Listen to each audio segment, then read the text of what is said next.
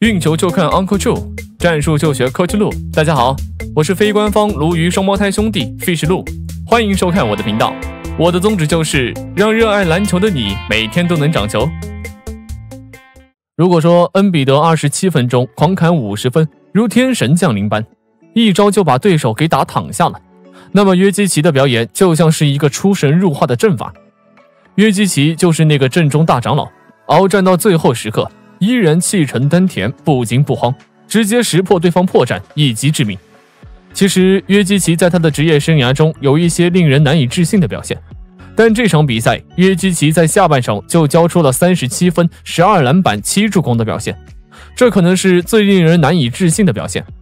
那么我们有理由相信约基奇在下半场就能交出一份大号3双的超级数据，在 NBA 联盟这真是少有的事情，就算放在其他联赛也是独一无二的存在。但当我们回顾约基奇的表现时，会发现他在场上的个人统治力远比数据体现的要恐怖得多。那么这部影片，鲈鱼就为大家分析他是如何从下半场开始控制几乎每一次进攻的。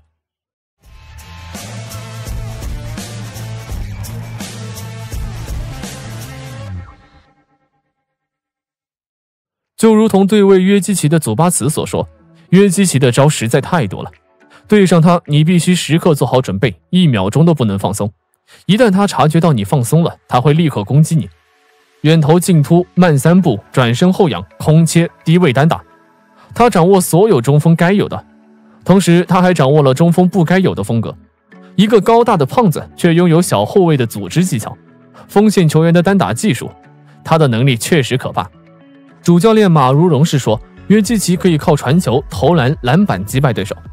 从表面上看，他确实很全面，但一旦你仔细研究约基奇的比赛细节，会发现他的可怕简直离谱。这场比赛，约基奇一开始就通过传导球、组织串联激活了队友，并且从低位到3分展现了不同位置的进攻威胁。几招下来，金块如同万箭齐发，打得快艇措手不及，而约基奇也让快艇的防守很难维持。到了下半场，约基奇继续发力帮助球队得分，主要的用的就是3招。第一招就是利用防守靠后的站位投3分，就比如这个回合面对伊巴卡的防守，从伊巴卡的站位上来看，他并不想防得太靠上，所以当约基奇接球时，伊巴卡保留了1步远的距离。这时莫里斯上前掩护，这个掩护很重要，让伊巴卡觉得约基奇想要借这个掩护打错位。可是这里约基奇并没有去错位雷击，他观察到伊巴卡的防守因为掩护自然的向后退了一步，之后约基奇利用这个空间投了一个舒服的3分。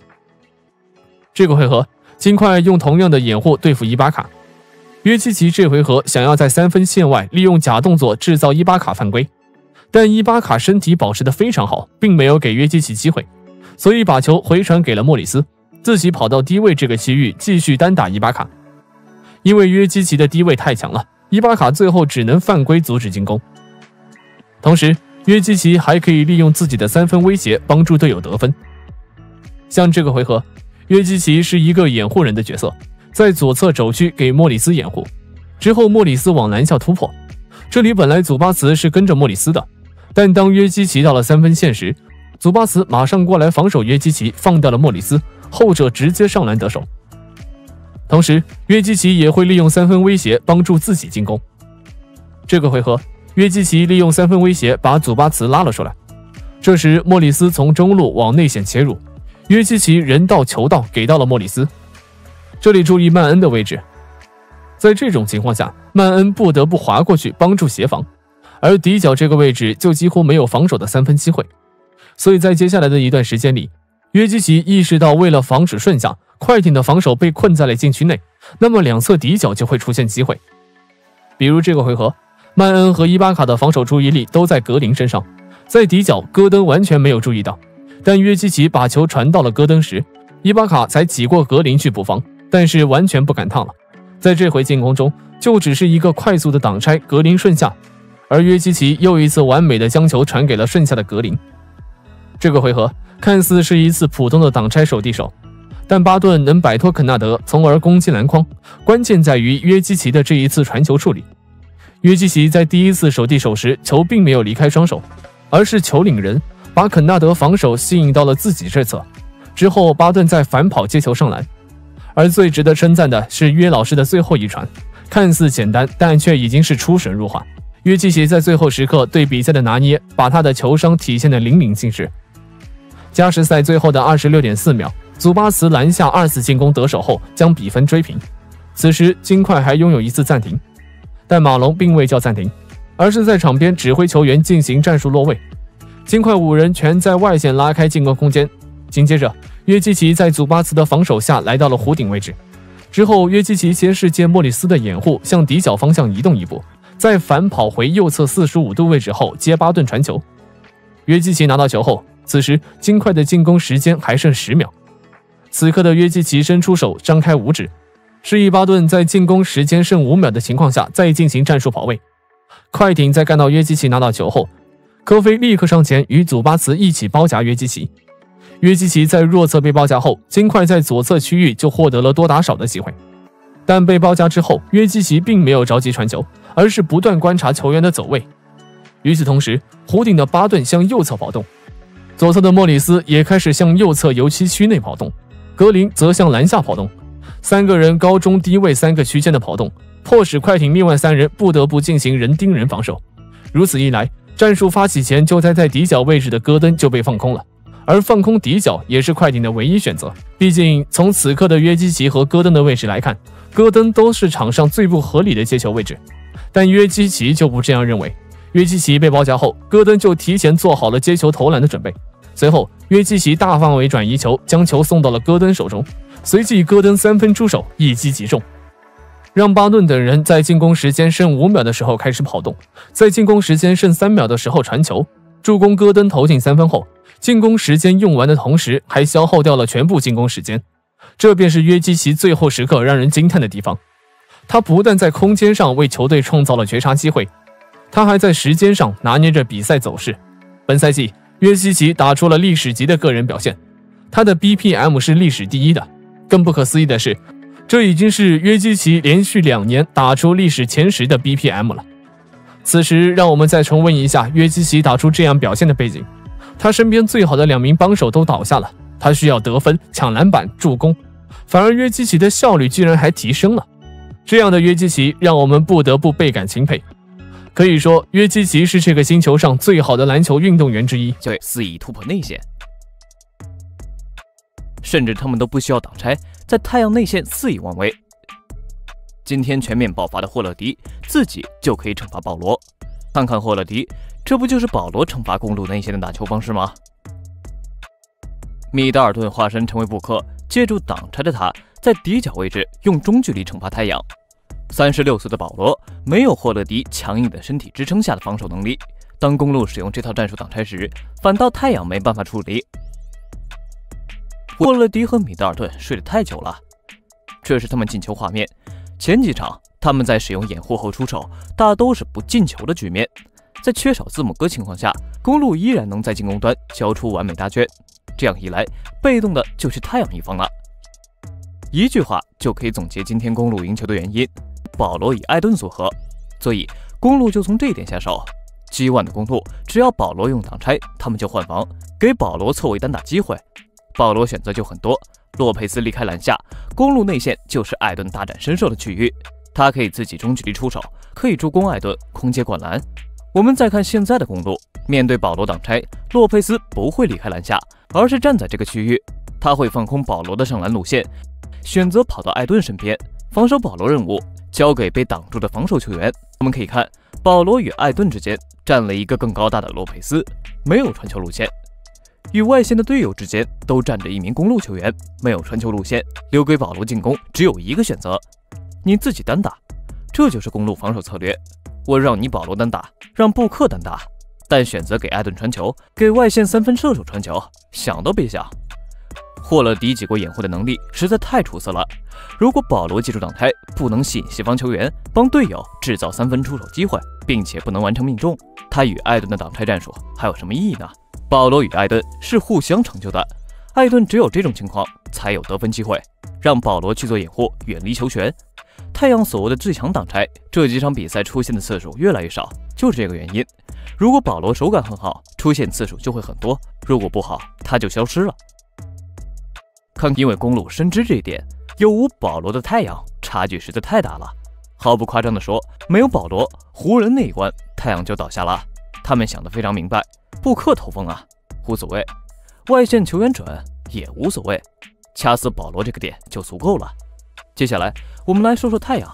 关于太阳的战术布置有2点疑问：第一，为什么布克在弧顶与艾顿发动挡拆，公路都会给他换防的机会？你们是公路非常害怕单点爆破能力极强的球员，这让他们不得不安排协防去限制他。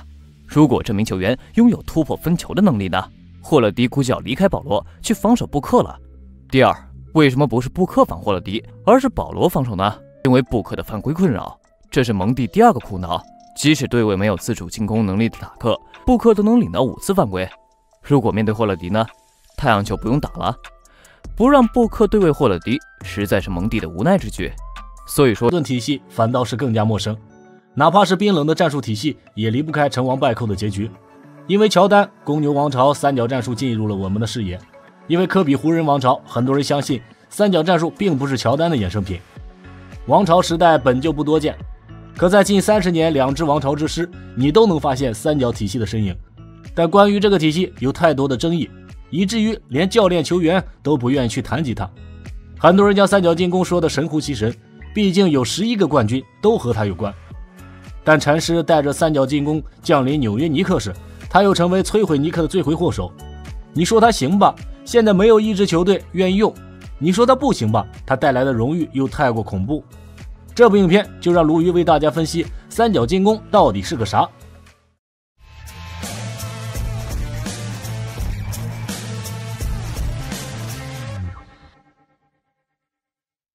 它到底是一个十分依赖巨星的战术吗？首先我们先看看这张图。三角特点就是进攻球员之间组成图中的三角形，有球的一侧由3人组成，这一侧一般是低位三角位；无球的一侧由2人组成，这一侧特点是他们的机动性很高，移动范围很广。像图中弧顶的2号位，这是科比喜欢待的区域。如果低位三角没有很好的机会，三角战术中最重要的位置肘区的5号位会把球交给这个位置的科比。你们看，由于这一侧是3个人，防守大部分资源基本也在这一侧。科比接球后可以和4号位，这个4号位一般是阿泰斯特，他们俩完成一次挡拆配合，科比到空旷如大海般的这一侧去单打。简单点说，三角体系优先团队进攻，这里的团队进攻包括很多小战术。比如说这个回合，这3人形成了一个强侧三角，2人侧一次手递手的掩护，轻松将球打进。又是一次手递手掩护，由于这一刻出现的空档，阿尔德里奇需要离开自己的区域快速补防，这一侧底角出现了非常好的机会。三角体系不是一个死板的站位，它不是我需要你们5个球员必须按照战术板位置站好才能打的体系。比如说湖人这次进攻回合，你们看替补席一侧更像是三角进攻的起手式，但随着奥多姆来到这个位置，湖人的强侧三角区又来到这一侧。你们会发现三角体系进攻不仅没有死板，相反它的进攻方式非常灵活。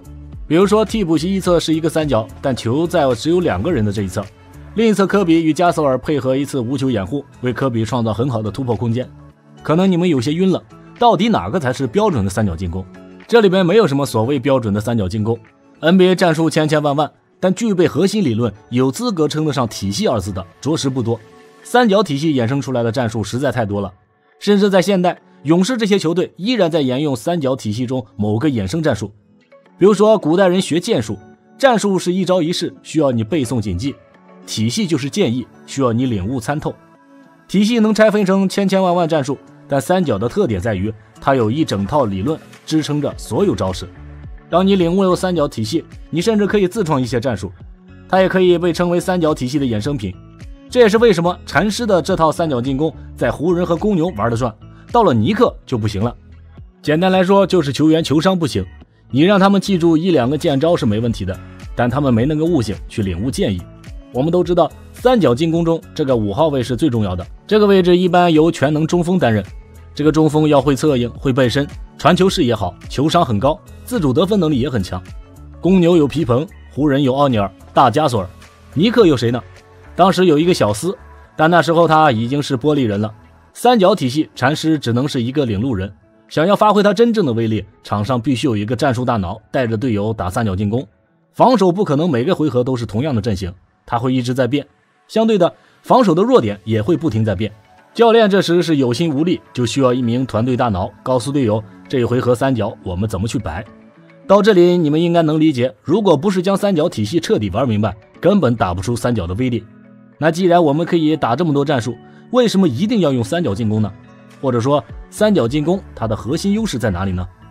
我们看这个图，这是三角进攻标准的起手式。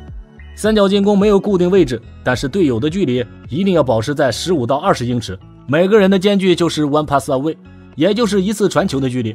三角的核心优势在于它会防止对方的协防、包夹、补防。只要大加索尔遭受包夹，不仅是其他队友会出现空位，你们看大加索尔甚至可以有2个以上的传球选择。如果队友之间距离过远，防守就敢包夹，过近肯定也不行。到这里你们会明白，三角进攻并不热衷于创造绝对空位出手机会，它就像是为巨星量身定做，用三角进攻科学性限制防守不敢上来包夹。1v1不就是科比和乔丹的表演舞台吗？那就进入我们下一个问题，没有巨星，三角进攻还能打成吗？如果场上每一个防守只靠自己就能掐死进攻，三角进攻就没有任何意义。这也是为什么三角往往被认为要依赖巨星的原因。我觉得三角与乔丹、科比是互利互惠的关系。我们举个例子，爵士的马龙，他非常喜欢挡拆后中距离跳投得分，很多时候马龙都是追求空位出手机会，但这一招一旦到季后赛最后5分钟被高强度防守彻底防死时，爵士就不行了。三角进攻就是反其道而行，我先把乔丹、科比从一开始放在1v1环境热身，我不追求完美控位，我让前3节比赛成为科比、乔丹的单打热身时间。这也是为什么三角体系下巨星越到关键时刻越能够献上超神表现。为什么乔丹有自信先让队友打，自己第4节比赛再来收尾，用三角进攻创造1v1环境热身，这一点非常重要。如果没有乔丹和科比呢？我个人觉得三角进攻可能会变成普利斯顿的下场，没有一个巨星站出来，关键时刻就会软掉，输掉比赛。所以我们说三角进攻不能没有巨星，一定程度上可以这么说。但你们应该会有一个疑问，三角进攻是否限制了科比和乔丹？我觉得前期确实限制了他们的发挥。和大家说一个简单的例子，乔丹的低位背身翻身后仰技术为什么后3冠时期打得那么好？他之前并不是不会这招，但是翻身后仰留给我们印象最深的时期就是公牛后3冠那段时间。我们看三角进攻这个图，前3冠乔丹喜欢在2号位担任攻击手角色，所以他的面框进攻更多一些，但后3冠时期他就站在5号位，成为了三角进攻大核心。变老后的乔丹个人能力虽然有些下滑，但他的战术执行力变得非常严谨。这就像后2冠的科比，虽然个人能力不如之前，但他变得更聪明，更懂得如何与大加索尔配合，打出毁灭式进攻。一名球员个人技术最巅峰和打球最聪明时期是2种情况。德劳、勒布朗、詹姆斯他们个人得分能力最强时期都没有冠军到手，但作为战术核心与配合球队运转时，他们就夺冠了。所以说让我们回到开始的问题，三角进攻限制了早期的乔科，但三角进攻成就了后期的乔科。没有三角进攻，我个人认为乔丹与科比想要蝉联冠军，结果还真的不一定。